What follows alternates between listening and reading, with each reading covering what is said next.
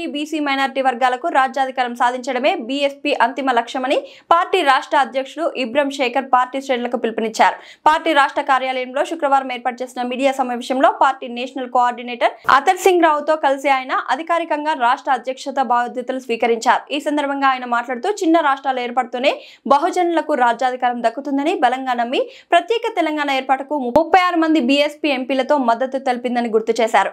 మన్యశ్రీ కాన్షీరామ్ గారు బహుజనులకు జరుగుతున్న అన్యాయాలను ప్రజల్లోకి విస్తృతంగా తీసుకెళ్లి ఉత్తరప్రదేశ్ లో బీఎస్పీని బలమైన రాజకీయ శక్తిగా మార్చి మాయావతిని 4 సార్లు ముఖ్యమంత్రిని చేశారని గుర్తు చేశారు. తెలంగాణ ఉద్యమం అగ్రవర్ణాలు చేసిన పోరాటంగా అభివర్ణించారు. నీళ్లు, నిధులు, నియామకాలు అన్ని నినాదాలు బూటకమని, ప్రత్యేక తెలంగాణ కోసం వేలాది మంది బహుజనులు ఆత్మహత్య చేసుకుంటే అధికారం మాత్రం అగ్రవర్ణాలకు దక్కిందన్నారు.